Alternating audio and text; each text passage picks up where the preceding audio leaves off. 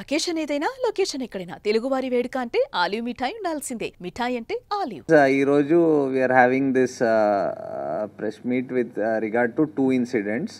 ఒకటి on 10th రోజు Kukatpally PS లిమిట్స్లో అపార్ట్మెంట్స్లో జరిగిన ఒక మర్డర్ గురించి, అండ్ సెకండ్ నిన్న ఒక robbery in Shankarpally PS limits జరిగింది, దాని గురించి. So will start with that Kukatpally, అది ఫస్ట్. సో మీ అందరికి ఐడియా ఉంది, ఇట్ వాజ్ చాలా కవర్డ్ మ్యాటర్ ఇది. ఆన్ 10th రోజు కూకట్పల్లిలో స్వాన్ లేక్ అపార్ట్మెంట్స్లో ఒక విక్టిమ్ రేణుకా అగర్వాల్ వాళ్ళని వాళ్ళ ఇంట్లో పనిచేసే వాళ్ళు, ఒకళ్ళు హర్ష, ఇంకొకళ్ళు రోషన్, వాళ్ళకి చంపేసి వెళ్ళిపోయారు. సో దాంట్లో ఈ హర్ష అనే పర్సన్కి వాళ్ళు ఒక ఫ్యూ డేస్ ముందు prior to the murder engage చేశారు యాజ్ అ హౌస్ హెల్ప్గా. ఆయన he belongs to Ranchi of Jharkhand. And ఆయనతో పాటు ఈ రోషన్ అనే వ్యక్తి, ఆయన కూడా అక్కడే అదే అపార్ట్మెంట్స్లో ఇంకో ఫ్లోర్లో ఇంకొక వాళ్ళ ఇల్లులో పనిచేసేవాడు. సో దే థాట్ దట్ వాళ్ళకి చాలా ఈ డబ్బులు ఉన్నాయి అండ్ జ్యువెలరీ కూడా ఉంది. ఆ ఆశతో when nobody was there at the house, ఆ విక్టిమ్ వాళ్ళ హస్బెండ్ వాళ్ళ సన్ వర్క్కి బయటకు వెళ్ళారు.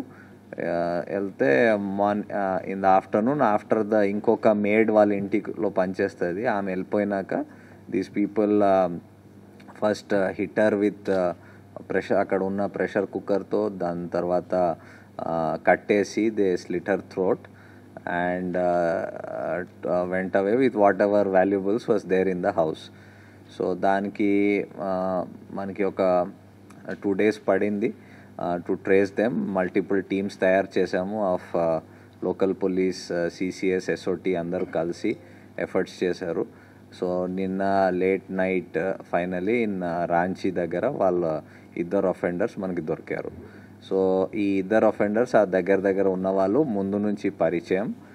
దాంట్లో వీళ్ళింట్లో పనిచేసే Harsha, who's the main offender, he has a history of substance abuse, అంటే డ్రగ్ కన్జ్యూమ్ చేసే, మనకి దాని గురించి కొన్ని డాక్యుమెంట్స్, అంటే ఆయన ఒక రీహాబ్ సెంటర్ కల్కట్టాలో కూడా అడ్మిట్ అయ్యాడు ఫర్ డ్రగ్ రీహాబిలిటేషన్ కోసం. సో నిన్న కూడా మన వాళ్ళకి పట్టుకుంటప్పుడు కూడా he was under intoxication of drugs అని తెలుస్తుంది. సో ఆయనతో పాటు ఆయనకి ఈ రోషన్ వాళ్ళ బ్రదర్ హూ హెల్ప్ దెమ్ అక్కడ దాచిపెట్టడంలో హెల్ప్ చేయడానికి ఆయన కూడా అప్రిహెండ్ చేశాం. సో ఈ ముగ్గురికి అక్కడ లోకల్ కోర్టులో ప్రొడ్యూస్ చేసి ఈరోజు ట్రాన్సిట్ వారెంట్ తీసుకొస్తాం అక్కడి నుంచి. సో వీళ్ళు ఇక్కడ మర్డర్ జరిగిన వెంటనే బైక్లో బయటకు వెళ్ళిపోయి హఫీజ్పేట్ దగ్గర ఒక క్యాబ్ ఎంగేజ్ చేసుకొని ఆ క్యాబ్ ద్వారా రాంచీకి చేరుకున్నారు. సో అపార్ట్ ఫ్రమ్ మన టెక్నికల్ ఎవిడెన్స్ అండ్ వాళ్ళకి ఫాలోఅప్ చేయడంతో దాని కాకుండా క్యాబ్ వాడు డ్రైవర్ తీసుకున్నారు, మీడియాలో చాలా చూసి ఇలా జరిగిందని ఆయన కూడా వాళ్ళ ఓనర్ ద్వారా, ఆ క్యాబ్ కంపెనీ ఓనర్ ద్వారా ఇన్పుట్స్ ఇచ్చాడు. సో అదితో మాకు కన్ఫర్మేషన్ కూడా వచ్చింది. అది వచ్చినాక వీ హ్యావ్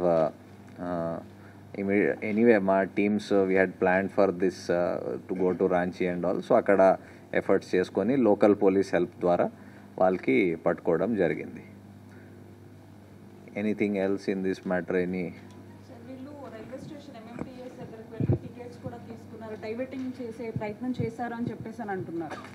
అలాగా డైవర్షన్ చేశారు, దాన్ని ఏ విధంగా ట్రేస్ చేశారు sir? DCP will tell you. DCP వాళ్ళు ఎంఎంటీఎస్ హఫీజ్పేట్ వెళ్ళిన తర్వాత అక్కడ నుంచి సికింద్రాబాద్ స్టేషన్కి టికెట్లు తీసుకొని అక్కడే ట్రైన్ ఎక్కుదామని వెళ్ళినారు. అక్కడ పోలీసు కనిపించేసరికి మళ్ళీ వెనక్కి వచ్చి ఒక క్యాబ్ బుక్ చేసుకొని ఆ క్యాబ్లో రాంచీ వెళ్ళినారు. అరౌండ్ నైట్ 1 o'clock ఇక్కడ స్టార్ట్ అయినారు. నేను మొన్న అంటే 10th రోజు 10th 11th intervening night 1 o'clock ఎక్కి 11th నైట్ అక్కడ దిగినారు. 9, 10 ఆ టైంకి దిగినారు. అంటే దీంట్లో టెక్నికల్ ఎవిడెన్స్ ఏ విధంగా యూస్ఫుల్ అయింది sir? At the same time Hafeezpet వెళ్ళడానికి వేరే రూట్ కూడా ఉంది, లైక్ ఆ ఇన్సిడెంట్ జరిగిన ప్లేస్ నుంచి వాళ్ళు మళ్ళీ ఒక ఇటు మాదాపూర్ ప్లేస్ కూడా వచ్చారని తెలిసింది. సో ఇదంతా కూడా డైవర్షన్ చేయడానికేనా? అట్లా ఏం కాదమ్మా. యాక్చువల్గా వాళ్ళకి అసలు హఫీజ్పేట్ రైల్వే స్టేషన్ ఎక్కడుందో కూడా తెలియదు. వాళ్ళు ఆ రైల్వే స్టేషన్కి వెళ్ళాలనేది వాళ్ళకి మోటో ఉంది. ఎక్కువగా రైల్వేలో వాళ్ళు ట్రాన్స్పోర్ట్ చేసేవాళ్ళు, ట్రావెల్ చేసేవాళ్ళు. సో ఒక ఇద్దరు ముగ్గురిని అడిగి రైల్వే స్టేషన్ ఎక్కడ ఉందని వెళ్ళి అక్కడికి వెళ్ళి అక్కడి నుంచి మళ్ళీ సికింద్రాబాద్ వెళ్ళి అక్కడి నుంచి ట్రైన్లో పోదామని వాళ్ళ ప్లాన్ ఉండేది. బట్ సికింద్రాబాద్ స్టేషన్లో పోలీస్ మూమెంట్, జీఆర్పీ మూమెంట్, మనం కూడా ఆల్రెడీ సికింద్రాబాద్ స్టేషన్కి చల్లపల్లి స్టేషన్కి కూడా పంపున్నాము. అవన్నీ చూసి మళ్ళీ వాళ్ళు వెనక్కి వచ్చి క్యాబ్ ఎంగేజ్ చేసుకొని క్యాబ్లో వెళ్ళటం జరిగింది. అంటే ఇది వేరే స్టేట్స్ నుంచి ఇట్లా పని మనుషులు పెట్టుకుంటున్నారు కదా సార్ మరొక్కసారి, ఎందుకంటే గతంలో కూడా చాలా ఇన్సిడెంట్స్ అయినాయి. ఆ వేరే స్టేట్ వాళ్ళు ఈ విధంగా పని మనుషులుగా పెట్టుకున్నప్పుడు వాళ్ళ ఇంట్లో ఉన్నటువంటి బంగారాన్ని దోచుకెళ్లేటటువంటి ప్రయత్నంలో భాగంగా చాలా ఇన్సిడెంట్స్ చూసాం. మరొకసారి ఈ విధంగా ఇంట్లో పెట్టుకునే వాళ్ళకి ఎటువంటి మెసేజ్ ఇస్తారు పోలీసుల తరఫు నుంచి?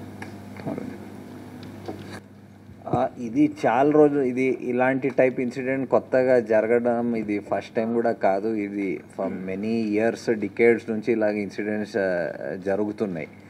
అండ్ ప్రతిసారి పోలీస్ ఆల్వేస్ అడ్వైజెస్ అందరికీ దట్ మీరు ఎవరికైనా ఇంట్లో ఎంప్లాయ్ చేసే ముందు, స్పెషల్లీ ఇంట్లో రిసైడ్ చేసేటప్పుడు, అంటే బయట నుంచి వచ్చి పని చేసి వెళ్ళిపోతారు, అది ఒక విధంగా ఉంటుంది. కానీ స్పెషల్లీ ఇంటిలో అకామిడేషన్ ఇచ్చి వాళ్ళకి పని వాళ్ళు రిసైడ్ చేసి అక్కడ పని చేసుకోవడం, దాంట్లో డబ్లీ కేర్ఫుల్ ఉండాలి. ఓకే, కొన్నిట్లో లైక్ దీంట్లో ఒక అక్యూజ్డ్ ఆయనకి past there is no crime history, so మీరు యాంటీసిడెంట్ చెక్ చేసినా కూడా క్రైమ్ హిస్టరీ రిఫ్లెక్ట్ కాదు. కానీ ఇంకొక రోషన్, ఇంకొక వాళ్ళ ఇల్లు పనిచేసేవాడు, ఆయన మీద 2023లో 3 కేసులు రిజిస్టర్ అయినాయి అక్కడే రాంచీలో. సో అది రిఫ్లెక్ట్ అయ్యి ఉండొచ్చు.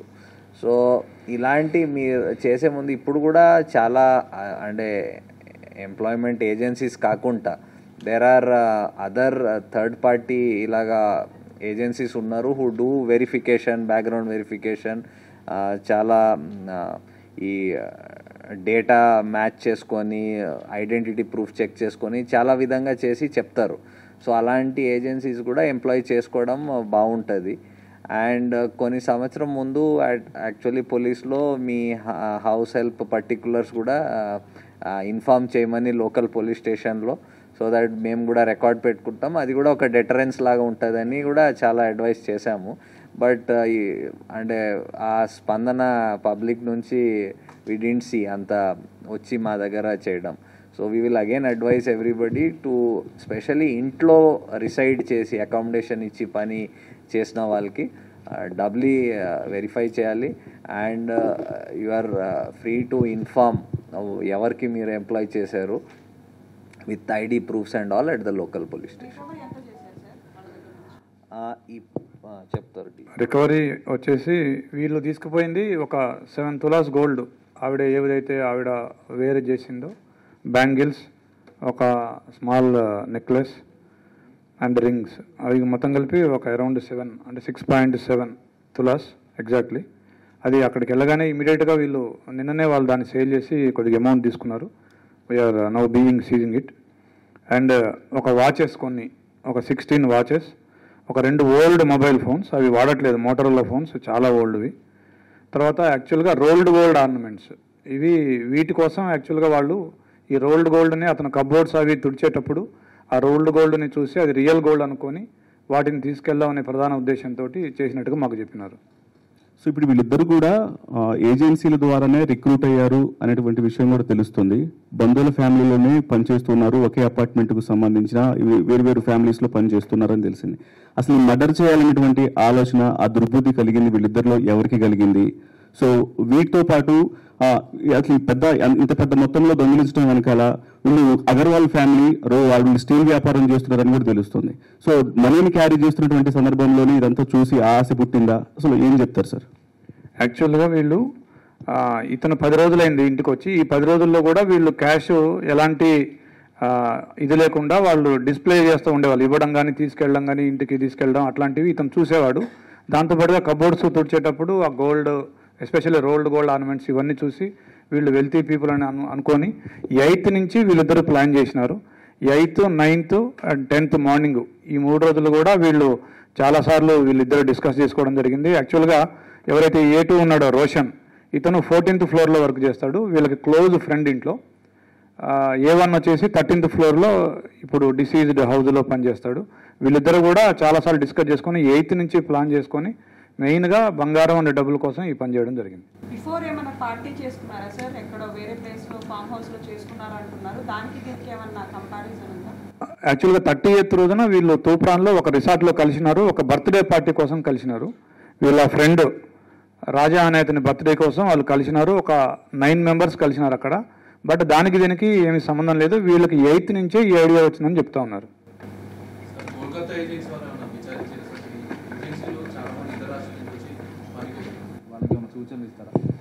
సార్ చెప్పారు ఇప్పుడు సూచనలు.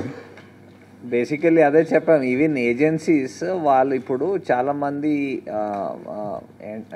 కంపెనీస్ ఉన్నాయి who are doing third party verification చేస్తున్నారు బై వే ఆఫ్ ఇప్పుడు ఒక పర్సన్కి మల్టిపుల్ ఐడెంటిటీ ప్రూఫ్స్ ఉంటే, లైసెన్స్ ఉండొచ్చు, ఆధార్ ఉండొచ్చు, పాస్పోర్ట్ ఉండొచ్చు, ఇంకా పాన్ కార్డ్ ఉండొచ్చు, అలాంటివి ఉన్నాయి. అది కాకుండా వాడికి ఎక్కడైనా కేసెస్ నమోదయ్యి ఉండొచ్చు, కోర్ట్స్లో మ్యాటర్స్ పెండింగ్ ఉండొచ్చు. ఇలా కొన్ని ఏజెన్సీస్ వచ్చాయి, ఇవన్నీ కంపేర్ చేసి రిపోర్ట్స్ కూడా ఇస్తున్నాయి. సో బోత్ ఎంప్లాయ్ చేసిన ఇండివిజువల్స్ కూడా అండ్ ఎంప్లాయ్మెంట్ ఏజెన్సీస్ కూడా వెరిఫికేషన్ చేసుకోవడం చాలా ఇంపార్టెంట్. అది కాకుండా బయట నుంచి ఇప్పుడే చెప్పాను, ఎవరికైనా మీరు ఇంట్లో అకామిడేషన్ ఇచ్చి పని చేస్తున్న వాళ్ళకి పోలీస్ స్టేషన్లో రిపోర్ట్ చేస్తే ఒక డెటరెన్స్ లాగా వస్తుంది. ఆయన కూడా తెలుస్తుంది దట్ ఓకే ఆయన డీటెయిల్స్ లోకల్ పోలీస్కి ఇన్ఫార్మ్ చేశారు, ఐడి ప్రూఫ్ చెప్పారు. సో అది ఒక డెటరెన్స్ లాగా కూడా పనిచేస్తుంది. సో అది కూడా చేయడానికి మేము ఎంకరేజ్ చేస్తాము అందరికీ.